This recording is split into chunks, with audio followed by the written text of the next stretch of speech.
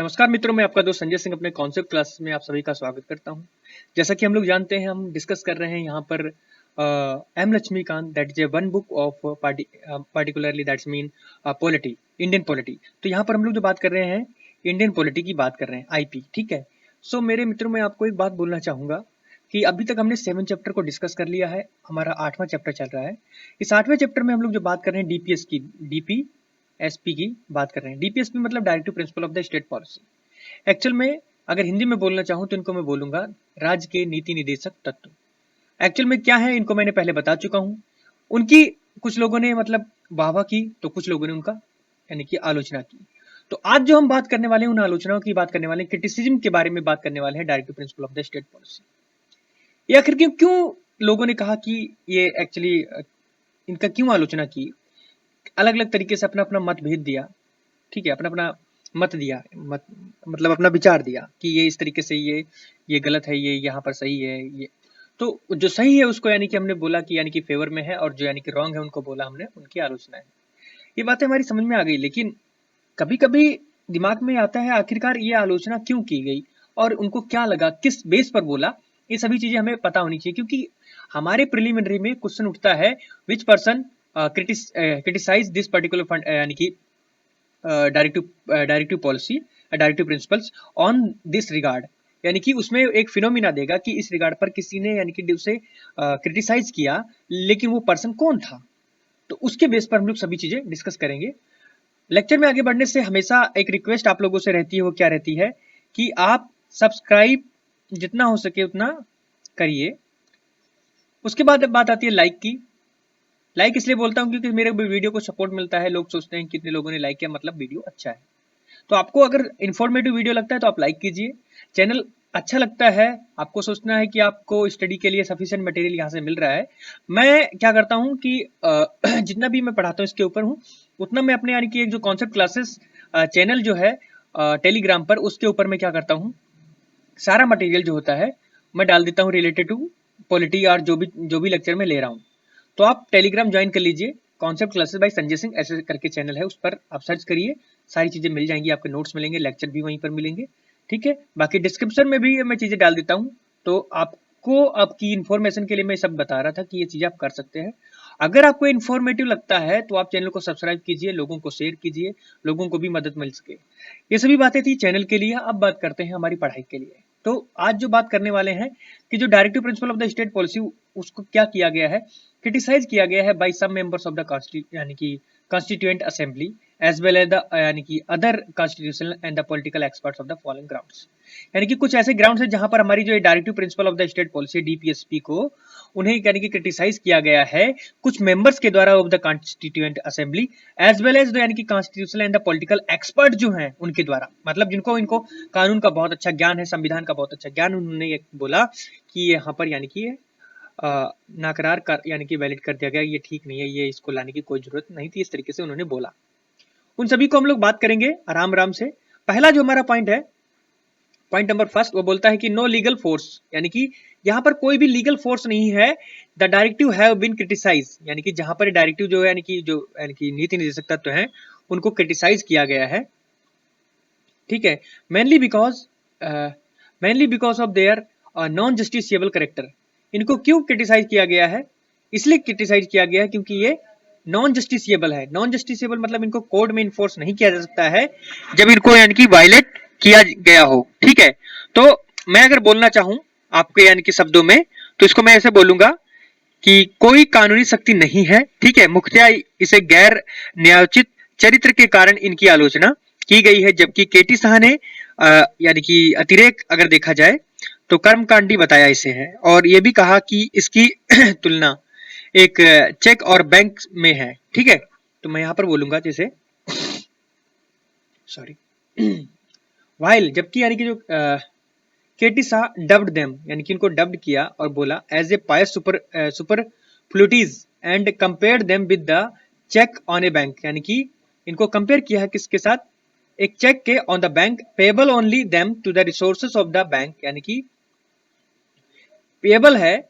Bank के लिए और परमिट किया गया है, जैसे यानी कि नसरुद्दीन जो है उन्होंने कंटेंट किया कि these principle are no better, यानी कि ये जो प्रिंसिपल है वो ज्यादा अच्छे नहीं है than the new years resolution, जो नए साल का रिजोल्यूशन आएगा उसके लिए, and which are broken in on the 2 January, इनको सभी को यानी कि ब्रॉक, एक कहते नहीं ब्रॉक के तोड़ना, तो उनको यानी कि 2 जनवरी को तोड़ने की बात कही। ठीक है, तो अगर मैं बोलूं यहाँ पर जो नसरुद्दीन ने कहा कि ये जो सिद्धांत यानी कि 9 वर्ष प्रस्तावों की तरह हैं जो जनवरी को टूट जाते हैं, यानी कि जनवरी के आने के समय पर टूट जाते हैं, यानी कि नए साल के अनुसार, जैसे नया साल आया और नए कानून पारित किए गए, फिर नया साल आया नई पॉलिसी, उसी तरीके से इनको बोला। ठीक है, यहाँ तक कि जो हमारे टीटी कृष्णामाचारी हैं उन्होंने कहा कि यानी कि भावनाओं का जो एक स्थायी कूड़ा घर है, उन्होंने इसको कूड़ा घर बोल दिया। टीटी कृष्णामाचारी ने describe the directive principle as a veritable dustbin of the sediments, मतलब एक कूड़ा करकट का ढेर बोल दिया। ठीक है, उन्होंने कहा कि ये क्या है, कूड़े का ढेर है, कूड़ा घर है। और उसके बाद केसी वेयर ने यह बताया कि लक्ष्य एवं आकांक्षाओं का घोषणा पत्र है इसे, यानी कि लक्ष्य जो केसी वेयर ने कहा called them as a manifesto. ठीक है, manifesto of the aim and the aspiration and the opine that they are serve as a mere moral homily and Sir Ivor Jennings thought that they are the only pious aspiration, इनको यानी कि pious aspiration बोला। ठीक है, जबकि अब अगला बात है यहाँ पर सेकंड पॉइंट है, सेकंड पॉइंट को समझेंगे। illogically arranged critics opine that the directive are not arranged in the logical manner। कहने का मतलब यहाँ पर ये है कि ये जो सभी चीजें हैं इनको लॉजिक के तरीके से नहीं लिया गया, ऐसा बोला गया। और ये भी बोला गया जो क्रिटिक्स हैं उनको ओपाइन किया गया कि जो डायरेक्टिव हैं उनको एक यानी कि एक लॉजिकल मैनर में अरेंज नहीं किया गया है, based on the consistent philosophy, एक दर्शन के हिसाब से उनको यानी कि ये कंसिस्टेंट कितनी अपने जीवन में कंसिस्टेंट प्रयास करते रहना चाहिए, सतत प्रयास करता रहना चाहिए, उस तरीके से नहीं है इसमें कुछ भी। तो अकॉर्डिंग टू यानी कि एन श्रीनिवासन, उन्होंने ये बोला कि directive are neither properly classified, उनको यानी कि अच्छी तरीके से क्लासिफाइड नहीं किया गया है, नॉर लॉजिकली अरेंज्ड है, उनको लॉजिक के द्वारा यानी कि अरेंज नहीं किया गया है। दूसरी बात, declare the mix up of the relatively unimportant issues with the most vital economic and the social questions. कहने का मतलब यहाँ पर यह है कि इनको डिक्लेयर किया गया है, मिक्सेस अप किया गया है relatively unimportant issues with the most of the vital economic and the social questions. कहने का मतलब यहाँ पर यह है कि इनको डिक्लेयर कर दिया गया एक मिक्सअप ऑफ किसका, यानी कि रिलेटिवली अनइम्पोर्टेंट, यानी कि कोई इंपॉर्टेंट ही नहीं है इनका, अनइम्पोर्टेंट इश्यूज हैं जो most vital economic and social question उठाए जा रहे हैं। जिस पर बात आती है नीचे, क्या it combined rather than the incongruously the modern with the old and the provision suggested by the reason and since science and precious provisions based on the purely on the sentiments and the prejudice. Sir Ivor Jennings to pointed out that these principles have no consistent philosophy। मेरी बात को थोड़ा ध्यान से समझना, यहाँ पर उसने बोला कि इसमें यानी कि तर्क व्यवस्था जो यानी कि जैसे शुरुआत से अगर मैं बोला जाऊं तो आलोचकों ने अपना अपना मत दिया दूसरे पॉइंट से, यानी कि दूसरा नंबर जो पॉइंट ये बोलता है, आलोचकों ने अपना अपना मत दिया कि इन निर्देशक यानी कि इन निर्देशकों को यानी कि तार्किक रूप से निरंतरता के आधार पर व्यवस्थित नहीं किया गया है। मैंने बोला था ना, जो पहला पॉइंट यहाँ पर बोल रहा है कि अरेंज क्रिटिक्स ओपाइन डेट, यानी कि इलॉजिकली अरेंज किया गया है इनको। ठीक है, फिर बाद में यह है जो एन श्रीनिवासन के अनुसार अगर देखा जाए, इन्हें ना तो यानी कि उचित तरीके से वर्गीकृत किया गया है और ना ही तर्क संगत तरीके से। ठीक है, और इनकी जो घोषणा है कम महत्व के मुद्दों को यानी कि अत्यावश्यक आर्थिक या सामाजिक मुद्दों से मिलती है। दूसरा क्या है, जो यहाँ एक यानी कि अगर देखा जाए यह एक ऐसा तरीका है जो आधुनिक और पुरातन को जोड़ती है। ठीक है, ये तरीका इसमें जो कर नहीं रहा है, it combine the rather the incongruously the modern with the old and the precious suggested to the reason and the science with the provisions based on the purely and the sentiments prejudice। Sir Ivor ginning ने यह भी कहा कि यानी कि उन्होंने एक विचारधारा अपना एक पॉइंटेड आउट किया, मतलब एक विचार दिया कि this principle have no consistent philosophy. ये जो प्रिंसिपल है, जो सिद्धांत है, इसमें कोई भी यानी कि उसमें ये नहीं है, मतलब कंसिस्टेंट सतत यानी कि दर्शन की बात नहीं की गई है। तीसरा क्या कहता है, जो जिसको हम लोग कहते हैं कंजर्वेटिव, यानी कंजर्वेटिव का मतलब हो गया रूढ़िवादी। तो कंजर्वेटिव है अकॉर्डिंग टू, अगर देखा जाए सर आइवर जेनिंग के अकॉर्डिंग, तो उसमें ये बोला गया कि जो directives are based on the political philosophy of the 19th century of the England. कहने का मतलब यहाँ पर आइवर जेनिंग के अनुसार अगर देखा जाए तो ये जो नीति निर्देशक तत्व जो यानी कि यहाँ पर जो बात की गई है सर आइवर जेनिंग के द्वारा, ये तो उन्होंने कहा कि जो डायरेक्टिव है based on the political philosophy of the 19th century of the England, यानी कि 19वीं सदी के जो इंग्लैंड के राजनीतिक दर्शन पर आधारित है, उसी के अनुसार इसको बोला गया है कि ये कंजर्वेटिव विचारधारा में है। दूसरी बात उन्होंने कहा कि ही रिमार्क्ड, उन्होंने कहा क्या बोला कि he remarked the ghost of the Sidney Webb and Beatrice Webb stalked through the page of the text. Part 4 of the Constitution expresses the Fabian socialism. Without the socialism, he opined that the directive are deemed to be suitable in India in the middle of the 20th century. कहने का मतलब यहाँ पर ये है, यहाँ पर कहने का मतलब ये है कि उन्होंने ये बताया कि यानी कि सिडनी वेब और यानी कि जो ब्रिटिश वेब के जो भूत यानी कि इस पाठ के अंदर यानी कि प्रवेश करते हैं। मतलब एक किस्म से ऐसा बताया कि जो सिडनी वेब और यानी कि ब्रिटिश वेब के जितने भी यानी कि तुम्हें बिटराइस जो यानी कि जो भी यहाँ पर बताया गया है, तो उसके जो भूत हैं एक किस्म से इसमें दिखाई पड़ते हैं इस टेक्स्ट के अंदर, इस पार्ट के अंदर का जो पार्ट 4 ऑफ द कॉन्स्टिट्यूशन है, जिसको यानी कि एक्सप्रेस किया एज एन यानी कि Fabian socialism without the socialism, यानी कि यहाँ पर एक ऐसा सोशलिज्म बताया गया जिसमें सोशलिज्म की बात ही नहीं है। दूसरी बात उन्होंने ये भी कहा कि डायरेक्टिव जो है उनको डीम्ड किया गया है to the suitable in India in the middle of the 20th century. ठीक है, the question whether they are suitable for the 21st century. कहने का मतलब यहाँ पर ये है कि जो क्वेश्चन है वेदर दे आर सुटेबल, यानी कि ये हालांकि ये सुटेबल है फॉर द 20th सेंचुरी के लिए, कैन नॉट बी आंसर्ड, उनको यानी कि आंसर नहीं किया सकता, but it is quite probable that they will be entirely outmoded. कहने का मतलब यहाँ पर ये है कि अगर मैं बात करूं, यहाँ पर इन्होंने मत दिया कि भारत में जो 20वीं सदी के मध्य में ज्यादा उपयोगी सिद्ध होंगे, कब होंगे कि इस प्रश्न का यानी कि जो 21वीं सदी के उपयोगी नहीं होंगे, क्योंकि ये 20वीं सदी में उपयोगी हैं और 21वीं सदी में उपयोगी नहीं होंगे, ऐसा बोला गया।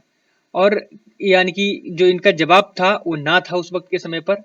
ठीक है, लेकिन यह भी यानी कि तय किया गया कि अप्रचलित होंगे, ये भी बोल दिया कि आगे चलकर ये अप्रचलित हो जाएंगे, ये चलेंगे नहीं जो तुम दे रहे हो इस वक्त। ऐसा इन लोगों का कॉन्स्टिट्यूशनल एक्सपर्ट का यानी कि बोलना था उस वक्त के समय पर।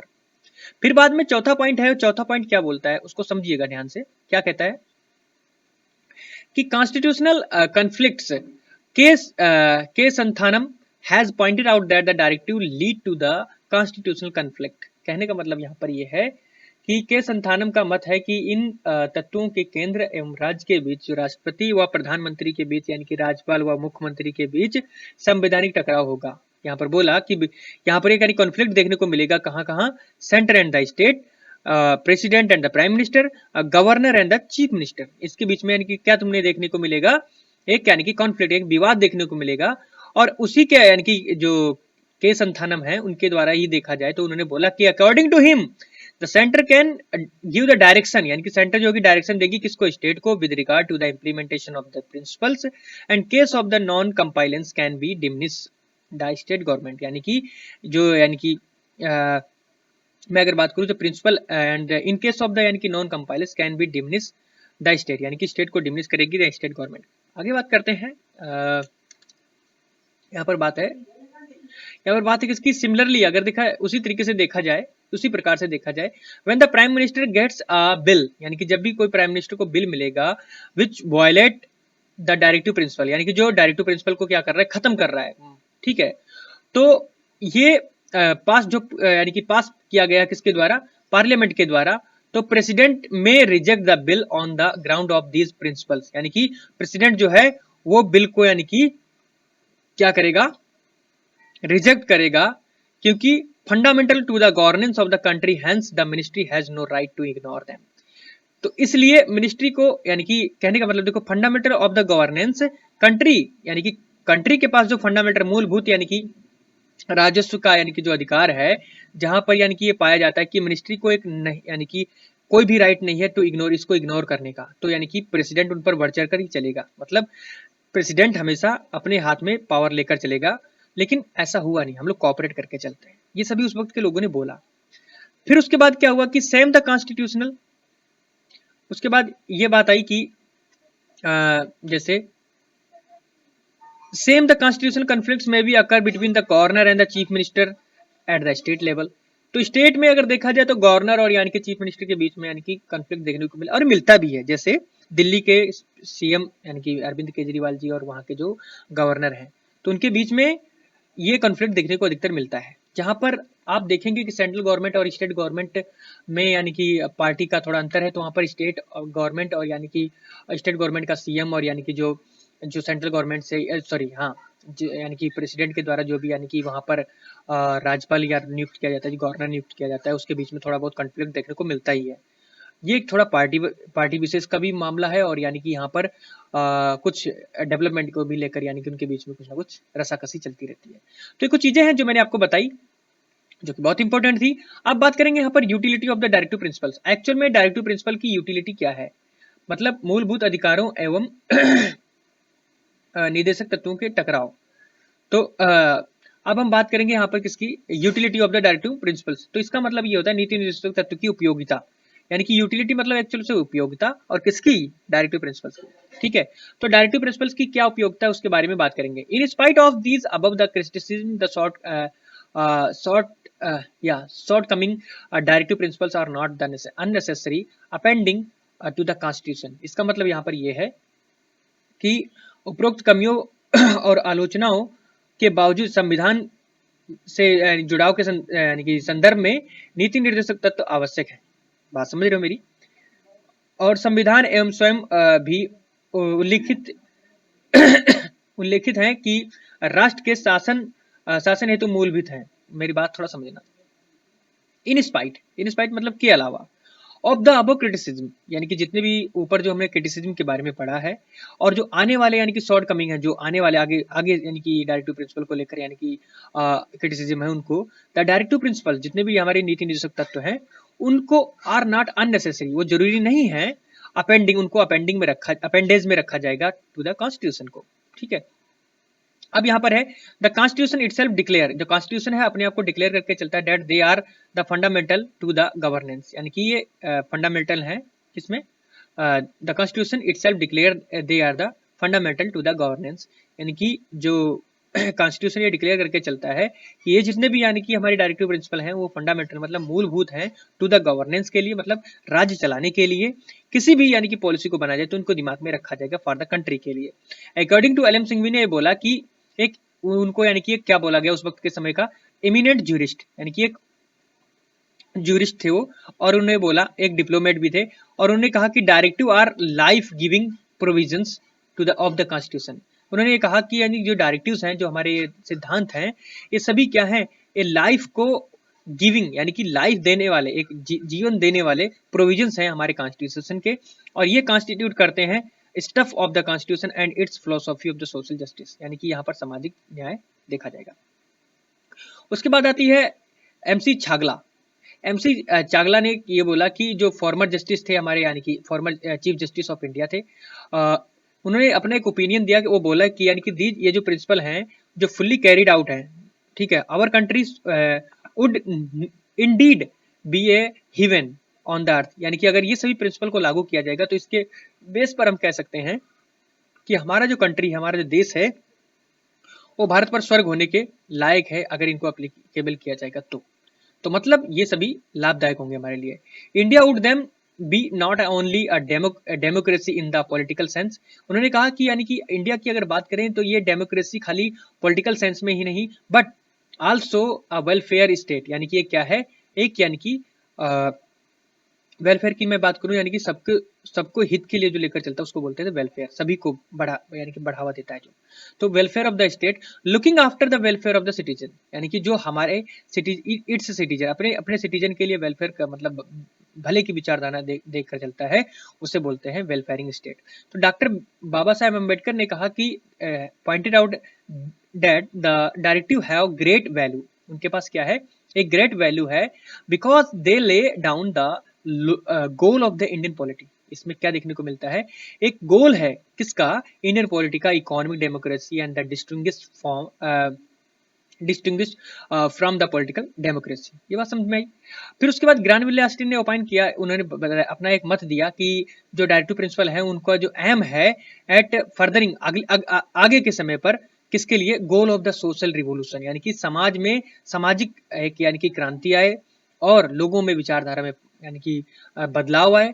और क्या करना था, फोस्टर दिस यानी कि रिवोल्यूशन, इस रिवोल्यूशन को आगे बढ़ाना था, by the stabilising the condition necessary for its achievement, अपना जो अचीवमेंट है और कंडीशंस हैं स्टेब्लिश करें उनको, यानी कि बढ़िया तरीके से, ये सभी बताया गया उस वक्त के समय पर। फिर उसके बाद डॉक्टर यानी कि सर जो बी एन राव थे, उन्होंने कहा, एक जो कॉन्स्टिट्यूशनल एडवाइजर थे कॉन्स्टिट्यूशन असेंबली के, उन्होंने ये भी बताया कि जो डायरेक्टिव प्रिंसिपल है are intended as a moral precepts, यानी कि उनको ये भी बोला गया कि एक मॉरल, जैसे नहीं है moral aptitudes and moral values, उसी का जो शब्द है मॉरल, ठीक है। मॉरल का मुझे इंग्लिश ही वर्ड मालूम है, मैं ज्यादा इसे हिंदी में एक्सप्लेन नहीं कर सकता। तो इसको मॉरल, आप जब आ ही गए हो यूपीएससी की तैयारी करने के लिए, मॉरल का एक सेंस लेकर चलो दिमाग में, बस सिंपल बात है। तो directive principle are intended as a moral precepts for the authorities of the state, they have at least an educative value. फिर उसके बाद बात आती है कि अगर देखा जाए किनके अनुसार, एमसी स्टेवेल्ड, जो यानी कि जो फॉर्मर यानी कि अटॉर्नी जनरल थे ऑफ इंडिया के। देखो अटॉर्नी जनरल एक बहुत यानी कि एजीआई जो यानी कि एक पद होता है, बहुत ही इंपॉर्टेंट होता है हमारे मतलब इस पद तक पहुंचने में बहुत बड़ी बात होती है, ठीक है। तो यहाँ तक पहुंचने में किसका एक यानी कि जो चीफ जस्टिस ऑफ इंडिया होते हैं वो भी यानी कि पहुंच जाते हैं, या मतलब यानी कि या मतलब यानी कि सुप्रीम कोर्ट का वकील इस तरीके का इस पद को पा सकता है, ठीक है।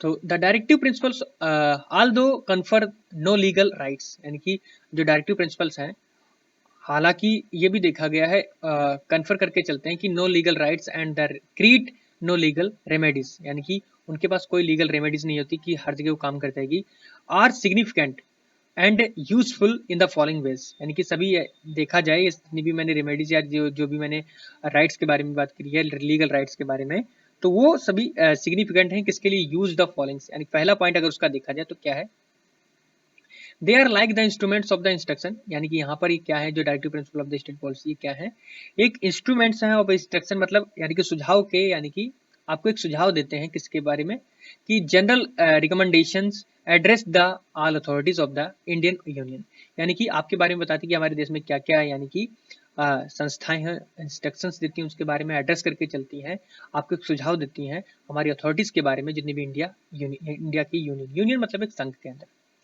जैसे संयुक्त राज्य अमेरिका एक संघ है, लेकिन हमारे यहाँ यूनियन यूज किया जाता है, क्यों यूज किया जाता है, उसका भी एक सेंस है, क्योंकि हम फेडरेशन ऑफ द स्टेट, हम क्वाजी फेडरल हैं, ठीक है। मतलब हमारे यहाँ फेडरल का भी बोलबाला देखने को मिलता है और यूनियन का भी बोलबाला देखने को मिलता है, मतलब दोनों चीजों का। They remind them of the basic principle of the new social and the economic order which constitutional aim to build, यानी कि जो खड़ा करना चाहता है। दूसरा क्या है, they have served as a useful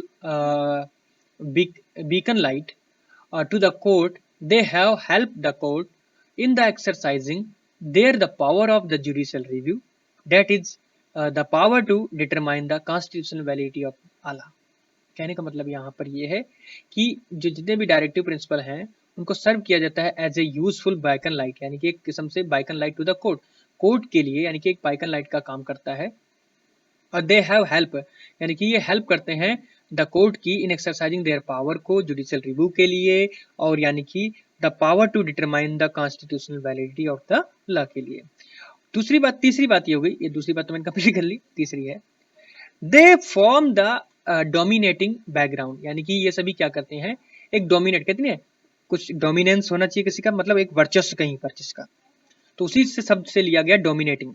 तो they form the dominating background, मतलब अपना वर्चस्व भरा हुआ बैकग्राउंड जहां पर हो ऑल द स्टेट एक्शंस के लिए, legislature, executive and also the guiding the courts in the some respect, यानी कि इन सभी में इसका बोलबाला देखने को मिलना चाहिए। यानी कि कोर्ट भी अगर कोई निर्णय देगा तो उसको डायरेक्टिव प्रिंसिपल को अपने दिमाग में रखना होगा। यानी कि एग्जीक्यूटिव एंड द लेजिस्लेचर जो भी यानी कि कानून को बनाएंगे या कानून को इम्प्लीमेंट करेंगे, वहां पर भी यानी कि इसका बोलबाला देखने को मिलेगा। उसके बाद बात आती है कि दे एम्पलीफाई द प्रियम्बल, यानी कि जो हमारा प्रियम्बल है जिसमें यह बात की गई, we the people of India having solemnly deserve to constitute India in the sovereign socialist secular democratic और रिपब्लिक। ठीक है, ये सभी चीजें जो बात की गई हैं तो उसको भी दिमाग में रखने को बोला गया। क्या बोला उसने? They amplify the preamble which solemnly resolves to secure all the citizens of the India justice, liberty, equality and the fraternity. The directive also play the following roles, यानी कि जो डायरेक्टिव्स हैं वो उसके अंदर यानी कि कुछ रोल्स देखने को मिलते हैं। दे फैसिलिटेट द स्टेबिलिटी, यानी कि यहाँ पर स्टेबिलिटी देखने को मिलती है, कंटिन्यूटी देखने को मिलती है in the domestic and the foreign policies and in the political, economic and the social spheres and in spite of the changes the party in the power. ठीक है, सेकेंड पार्ट है they are the supplementary to the fundamental rights, यानी कि ये सभी क्या है? Supplements देखे गए हैं किसके लिए? फंडामेंटल राइट्स के लिए, ऑफ द सिटीजन के लिए। They are intended to fill the vacuum in the part third, यानी कि जो पार्ट थर्ड में कुछ चीजें छूट गई उस वैक्यूम को भरने के लिए डायरेक्टिव प्रिंसिपल को ऐड किया गया by providing the social and the economic rights. यानी कि अधिकतर हम लोग जो यानी कि अगर देखा जाए हम लोग यानी कि डायरेक्टिव प्रिंसिपल फंडामेंटल राइट्स की बात करें, एफआर की बात करें, तो वहां पर हमें यानी कि पॉलिटिकल डेमोक्रेसी देखने को मिलती है। ठीक है, लेकिन अगर बात करें यानी कि डायरेक्टिव प्रिंसिपल की social and the economic democracy हमें देखने को मिलती है डायरेक्टिव प्रिंसिपल के द्वारा। तो कुछ जो वहां पर छूटा हमने यहाँ पर पूरा कर लिया। बात समझ आई? अब बात करते हैं थर्ड पॉइंट की। दे आर इम्प्लीमेंटेशन, ये क्या है? इम्प्लीमेंटेशन है और क्रिएट करते हैं फेवरेबल एटमोस्फेयर, यानी कि फेवर करना चाहिए atmosphere for the full and the proper enjoyment of the fundamental rights by the citizen. Political democracy without the economic and the democracy has no meaning, यानी कि यहाँ पर ये बोला गया कि ये जो यानी कि their implementation create a favourable atmosphere, यानी कि अगर इनको इम्प्लीमेंट किया जाता है तो उसका मतलब ये है कि एक फेवरेबल एटमोस्फेयर क्रिएट किया जाएगा for the full and the proper enjoyment of the fundamental rights. उसके बाद ये बोला गया कि बाय द सिटीजन, इस जो सिटीजन है उनके द्वारा द पॉलिटिकल डेमोक्रेसी जो है विदाउट इकोनॉमिक एंड यानी कि डेमोक्रेसी हैज नो मीनिंग, यानी कि यहाँ पर अगर देखा जाए जो पॉलिटिकल डेमोक्रेसी उसका यानी कि इकोनॉमिक और यानी कि इकोनॉमिक डेमोक्रेसी के बिना कोई भी उसका सेंस नहीं रह जाता किसी कंट्री का। ठीक है, फोर्थ पॉइंट क्या कहता है उसको समझे, फिर उससे आगे बढ़ते हैं। दे एनेबल, यानी कि यानी कि एनेबल मतलब किसी को बढ़ाना। ठीक है, they enable the opposition to the exercise influence and the control over the operation of the government। कहने का मतलब ये सशक्त करते हैं पोजीशन किसकी? Exercise in the influence of the control and the over the operation of the government. उसके बाद बात आती है the opposition can blame the ruling party, यानी कि जो अपोजिशन है वो ब्लेम करता है रूलिंग पार्टी को on the ground of that its activities are oppose the directives. They serve as a crucial test for the performance of the government. The people can examine the policies and programs of the government in the यानी कि light of these constitutional declaration। छठा point क्या कहता है कि they serve as a common political manifesto, यानी कि एक कॉमन पॉलिटिकल मैनिफेस्टो की तरह काम करते हैं। और रूलिंग पार्टी जो है इररिस्पेक्टिव अगर देखा जाए ऑफ इट्स यानी कि political ideology has to recognise the fact that these principle are intended to be its guide, philosopher and friend in the legislature and the executive acts। कहने का मतलब यहाँ पर यह है कि रूलिंग पार्टी जो है वो यानी कि इररिस्पेक्टिव ऑफ यानी कि इसका पॉलिटिकल आइडियोलॉजी के अकॉर्डिंग देखा जाए तो ये रिकॉग्नाइज करके चलती है कि फैक्ट दैट दीज प्रिंसिपल, ये सभी जो प्रिंसिपल हैं are intended to be its guide and philosopher and friend in the its legislature and the executive acts के लिए। ये सभी बातें थी इस लेक्चर की, और इस लेक्चर में उम्मीद रखता हूँ कि आपको सब कुछ समझ में आया होगा। अगर कुछ मुझसे यानी कि भूल रही हो तो मुझे माफ करिएगा, क्योंकि इस लेक्चर को मैं रैंडमली लेकर आ गया था। मैंने जितना हो सके मुझसे मैंने बताया। अगला लेक्चर जो होगा हम यानी कि शायद हो सके वो लास्ट लेक्चर हो, उसमें हम लोग बात करेंगे खाली difference in the fundamental rights and the directive principle of the state policy. उसको अच्छे से समझ के डायरेक्टिव प्रिंसिपल को हम खत्म करेंगे। उसके बाद अगला लेक्चर जो होगा हमारा फंडामेंटल ड्यूटीज को लेकर होगा, 9th नंबर चैप्टर होगा। तब तक के लिए जय हिंद।